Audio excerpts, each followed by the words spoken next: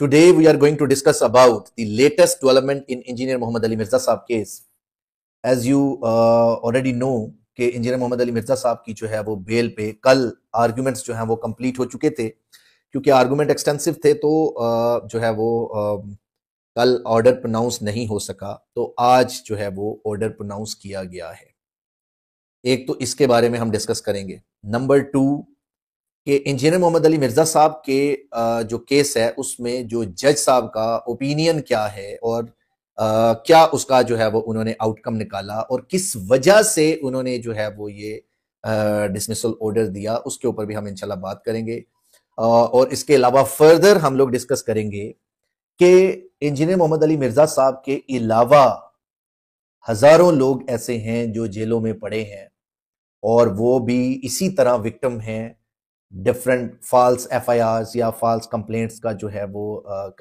यानी उसके रिजल्ट में वो लोग जो है वो बिहाइंड द बार है. तो उसमें कुछ हम एग्जांपल्स के बारे में भी डिस्कस करेंगे, कुछ ऐसे केसेस जो हमने रियल लाइफ में कुछ केसेस किए जिसमें मैं आपको इवन कॉन्डक्ट ऑफ ए जजेस के बारे में भी इंशाल्लाह डिस्कस करेंगे कि जज के कॉन्डक्ट कुछ, यानी सारे जो है वो जजेस की बात नहीं मैं करता, लेकिन बहुत सारे मल्टीपल जजेस के जो है वो कॉन्डक्ट्स हमने जो है वो डिफरेंट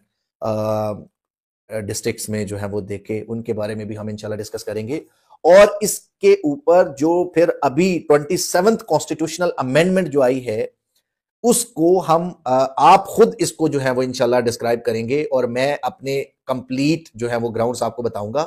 फिर आपने खुद उसको जो है वो एनालाइज करके जो है वो बताएंगे और मुझे आपका ओपिनियन जो है वो बड़ा जरूरी है कि आप उसमें ओपिनियन दें कि फिर 27th अमेंडमेंट जो है वो बिल्कुल ठीक हुई है या गलत हुई है, या इससे जो है वो जजेस की जो पावर्स को थोड़ा सा कर्टेल किया गया है, क्या इससे जो है वो इम्पैक्ट हुआ है, इसको पॉजिटिव या नेगेटिव का आपने जो है वो डिसाइड करना है. उसके बारे में भी हम इंशाल्लाह इन डिटेल डिस्कस करेंगे. सबसे पहले हम आते हैं जी इंजीनियर मोहम्मद अली मिर्जा साहब के केस की तरफ. के इंजीनियर मोहम्मद अली मिर्जा साहब का जो बेल पेंडिंग थी वो आज जो है वो डिसमिस कर दी गई है. और उसमें अब जब भी कभी कोई बेल डिसमिस होती है उसमें 3 पैरामीटर्स जो हैं वो बेसिकली देखे जाते हैं. जो मेरा ओपिनियन है कि 3 पैरामीटर्स देखे जाते हैं. नंबर 1 ये कि अगर जो है वो आपका केस जो है वो यू आर वेल इक्विप्ड, अगर आपकी लीगल टीम स्ट्रांग है और स्ट्रांग होने के बावजूद साथ आपके पास एविडेंसेस या स्ट्रांग जो है वो आपके पास ग्राउंड्स मौजूद हैं, तो आप जजेस को कन्विंस कर पाए तो देन आपको जो है वो फौरी तौर पे बेल ग्रांट कर दी जाती है. नंबर 1 ये पहली सिचुएशन है. नंबर 2 सेकंड सिचुएशन ये है कि एक कोई हाई फाई सेंसिटिव केस है और उसमें जजेस अंडर प्रेशर हैं. अगर वो प्रेशर में आ जाएं कि कोई फॉर एग्जांपल लोग जो हैं कोई मोब कोई पर्टिकुलर क्लास ऑफ पर्संस जो है वो कोई स्ट्राइक कर सकते हैं, कोई रैली निकाल सकते हैं, या कोई भी डिस्टरबेंस जो है वो पीस में या सिक्योरिटी में हो सकती है, तो उसके बर्डन में जज आ सकते हैं. उसकी वजह से भी जजेस के जो डिसीजन हैं वो अंडर इन्फ्लुएंस चले जाते हैं और उसकी वजह से जो है वो अगर उन्होंने सीधा काम भी करना भी चाहें तो फिर वो जो प्रेशर ग्रुप्स हैं वो उनकी जो है वो ऑर्डर्स में नेगेटिव रोल प्ले कर सकते हैं और उसकी वजह से जजेस जो है वो उसमें हार नहीं डालते और वो डिसमिस करके ऊपर के फोरम के लिए जो है वो जो है वो छोड़ देते हैं कि वो let the high court decide कि वो क्या करे. लेकिन ये जज के मैंडेट के खिलाफ है. अगर आप प्रेशर्स को एब्जॉर्ब नहीं कर सकते, अगर आप जो है वो किसी भी तरफ से जो भी इलीगल या इनवैलिड तरीके से कोई भी प्रेशर क्रिएट किया गया हो, कोई फॉर एग्जांपल कोई अनड्यू इन्फ्लुएंस हो, कोई भी ऐसी चीज हो, अगर आप उसको एब्जॉर्ब नहीं कर सकते तो मेरे नजदीक आपको जज बनना आपके लिए मेरे नजदीक ये गलत डिसीजन है. आपको जज बनना ही नहीं चाहिए और अगर आप जज बन चुके हैं तो आपको रिजाइन कर जाना चाहिए. अगर आप प्रेशर्स को एब्जॉर्ब नहीं कर सकते और आप जो है वो फेयर डिसीजन नहीं कर सकते, तो आप अगर प्रीवियस इस्लामिक हिस्ट्रीज में चले जाएं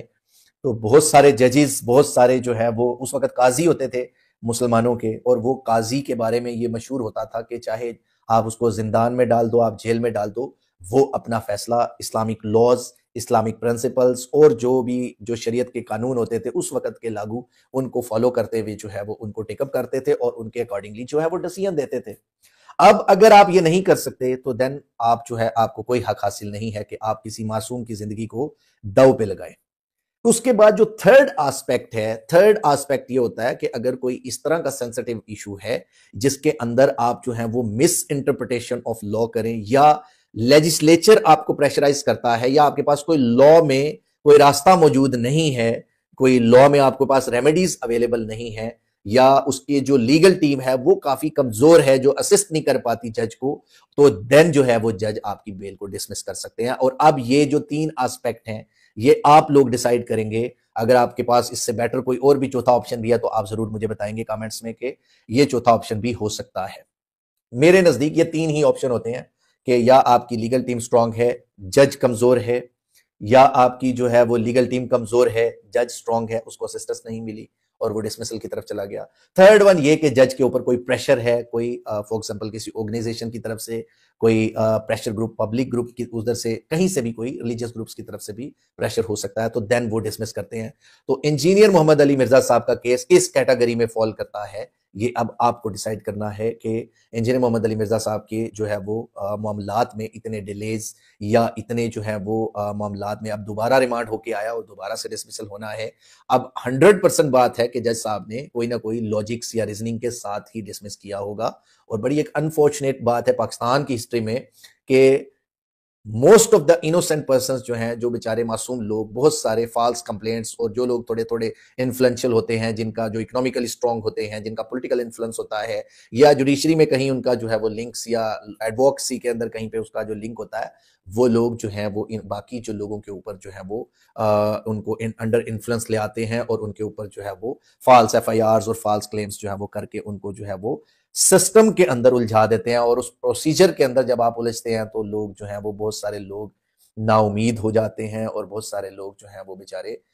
फिर जो इनोसेंट को जब आप सजा देते हो इस तरह से कि 1-1 साल 2-2 साल उनको अरेस्ट करके अंदर जो है वो इन प्रिजन रखते हैं, तो फिर वो वहां पे जो already hardened and desperate criminals होते हैं उनके साथ वहां रह के फिर वो लोग कहते हैं कि ठीक है, फिर अगर आपने हमें इनोसेंट होने के बावजूद ये किया तो फिर अब हम जो है वो कोई भी नेगेटिव वे जो है वो यूज करेंगे, और फिर अब हम जो है वो इनको वो करेंगे। तो ये एक बड़ी, यानी किसी भी, अगर आप क्रिमिनोलॉजी पढ़ें या फॉर एग्जांपल सोशल क्राइम्स की तरफ सोशियोलॉजी में चले जाएं, तो आपको ये देखने को मिलेगा कि कोई भी इनोसेंट, किसी भी क्रिमिनल माइंडेड पर्सन के बैक साइड पे 99% जो लोग हैं वो इनोसेंट होते हैं। जब उनको क्रिमिनल प्रोसिक्यूशन में, क्रिमिनल केसेस में जानबूझ के उलझाया जाता है या उनको जो है वो अपना ह्यूमिलिएट किया जाता है, तो फिर वो क्राइम की तरफ मूवमेंट जो है वो अपनी बढ़ा देते हैं, और जिसकी वजह से जो है वो इंस्टेबिलिटी और लॉ एंड ऑर्डर की सिचुएशंस बनती है।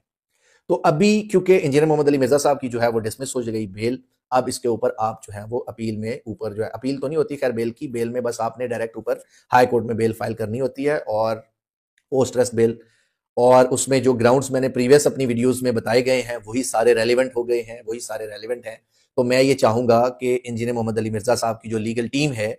वो करे क्या, वो पहले वेट करे कि काउंसिल ऑफ इस्लामिक आइडियोलॉजी का डिसीजन इनवैलिडेट हो जाए, और जो ही वो इनवैलिडेट होगा आपके पास बेल का राइट तो ऑलरेडी है, वो तो कंटिन्यूअस है। आप उसको इनवैलिडेट कराने के बाद आप ये सारे जो ऑर्डर्स और सारे एविडेंस साथ लगा के देन ऊपर जो है वो हाई कोर्ट के अंदर जो है वो मूव करें पोस्ट टेस्ट बेल, और इंशाल्लाह आई पर्सनली बिलीव कि उनकी जो है वो बेल हो जाएगी। और फिर उस बेल में स्ट्रेटेजी क्या होनी चाहिए, मैंने अपनी प्रीवियस वीडियोस में मल्टीपल टाइम्स जो है वो कहा कि आपने स्ट्रेटेजाइज कैसे करना है। आपने सबसे पहले जो FIR है उसके डेंट्स को हाईलाइट करना है, नंबर 2, क्योंकि इसमें डीपर एप्रिसिएशन की इतनी गुंजाइश नहीं होती। जब आप हाई कोर्ट में या किसी भी जगह बेल स्टेज पे जब आप बात कर रहे होते हैं तो डीपर एप्रिसिएशन की जरूरत नहीं होती, लेकिन डीपर एप्रिसिएशन से मना भी नहीं किया गया कोर्ट को, और आपको जो है वो डेंट क्रिएट करने होते हैं। तो हाई कोर्ट में क्योंकि जब आप जाओगे तो सबसे पहले आपने बेल के अंदर जो डेंट्स है उनको हाईलाइट करना है, देन आपने उसके बाद जब वो हाईलाइट कर लें तो देन आपने 295C जो है उसके मेन इसेंशियल इंग्रेडिएंट्स और उनके जो बेसिक जो फंडामेंटल्स हैं किसी भी ऑफेंस की डेफिनेशन के अंदर कौन कौन सी चीज कैटेगराइज होती है, कब 295C इन्वोक होती है, मेरी प्रीवियस वीडियोस में आपको मिल जाएगा। और उनको आपने जो है वो सेकंड स्टेप ये होता है हमारा कि आप लॉ के ऊपर बात करें कि किस लॉ की किस तरह से वायलेशन हुई है। फिर जब ये हो जाता है फिर आप थर्ड उसमें स्टेप पे आते हैं कि जो फैक्चुअल कंट्रोवर्सीज के अंदर, जैसे कि फतावा है, इस्लामिक लॉज और इस्लामिक प्रिंसिपल्स स्पेसिफिकली रिगार्डिंग थी ब्लास्फेमी लॉज आप उसको जो है वो हाईलाइट करेंगे और उसके अंदर जो है वो आप डिटरमिन करेंगे कि फतावा जो एक्चुअल हमारे पास है उसके अंदर इंटरप्रिटेशंस और उनके ऊपर बात होगी। फिर उसके बाद नेक्स्ट आप आते हैं डिफेंसिव वे में कि इंजीनियर मोहम्मद अली मिर्जा साहब की जो बात है आउट ऑफ द कॉन्टेक्स्ट काटी और उस आउट ऑफ द कॉन्टेक्स्ट या जो टोटल स्टोरी है नरेट हुई उसके ऊपर जो क्रिश्चियनिटी या डिफरेंट रिलीजन्स का जो बेसिक यानी रेस जस्टाई का जो प्रिंसिपल है कि अगर matter connected to the relevant fact भी है तो उसको भी आप हाईलाइट करेंगे और फिर लास्ट में आप उसके ऊपर इमोशनल और फैक्चुअल उसके ऊपर लेके जाएंगे कि आप कि कितने लोग मुस्लिम्स जो हैं वो हमारे बिहाइंड द बार हैं बिकॉज ऑफ फॉल्स कंप्लेंट्स और 0.1% भी उसका कन्विक्शन रेट नहीं है। तो इन सारी वजहों से जो है वो बिहाइंड द बार रहना उनके लिए जो है वो ये नाजुक बात है कि एक शख्स जो इनोसेंट होने के बावजूद जो है वो बिहाइंड द बार रहे। तो लिहाजा इन सारे एस्पेक्ट्स को मद्देनजर रखते हुए इंजीनियर मोहम्मद अली मिर्जा साहब की जो है वो बेल इंशाल्लाह जो है वो ऑनरेबल कोर्ट हाई कोर्ट से जो है वो हो जाएगी इंशाल्लाह, आई पर्सनली बिलीव। लेकिन इसके लिए बेहतर ये है क्योंकि सेंसिटिव मामला है, पहले काउंसिल ऑफ इस्लामिक आइडियोलॉजी का जो डिसीजन है उसको एक दफा नलीफाई होने दें ताकि वो नलीफाई जो ही होगा एक हाई कोर्ट का ऑर्डर आपके हक में होगा और ये सारी चीजें साथ लगा के देन जो है वो आप हाई कोर्ट में जो है वो उसको इन्वोक करेंगे और इंशाल्लाह जो है वो आपकी बेल में बहुत पॉजिटिव रोल प्ले होगा इंशाल्लाह। अभी तक की लेटेस्ट अपडेट यही है कि इंजीनियर मोहम्मद अली मिर्जा साहब की जो है वो बेल खारिज हो गई है और उन्होंने जो है वो जो उसके ऊपर जो इंग्रेडिएंट्स हैं इंशाल्लाह हमें ऑर्डर की कॉपी हमने अप्लाई की भी है वो इंशाल्लाह जो ही मिलेगी तो देन इंशाल्लाह हम आपके सामने उन ग्राउंड्स को इंटेंशन ऑफ द जज और इन चीजों को भी हम इंशाल्लाह डिस्कस करेंगे इन डिटेल ताकि जो है वो आपको पता चले कि जजेस के माइंड में इंजीनियर साहब के लिए क्या चल रहा है वो इंशाल्लाह इन डिटेल होगा।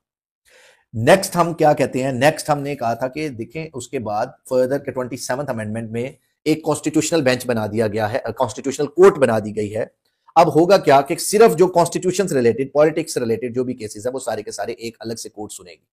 मेरे नजदीक मैं इसको कहता हूं कि आप इस चीज को जो भी सोचें, मैं इसको ये सोचता हूं कि देखें जब कॉन्स्टिट्यूशनल कोर्ट एक अलग से बन गई, कॉन्स्टिट्यूशनल कोर्ट में कौन से केस जा सकते हैं,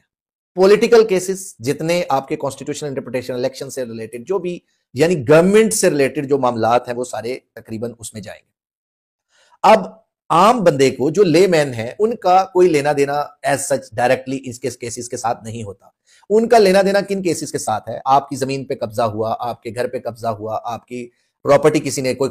जो है वो कोई भी ऐसा क्रिमिनल मामलात जो टैक्स की एवेजन का मामला हो गया, टैक्स की तरफ से कोई गड़बड़ हो गई, कोई और जितने भी मामलात हैं जो आपके डोमेस्टिक लाइफ सोशल लाइफ से रिलेटेड हैं, कोई कन्विक्शन हो गई, कोई सजा नहीं हुई, कोई एक्विटल हो गए, कोई मुलजम बरी हो गए, कोई जो आपके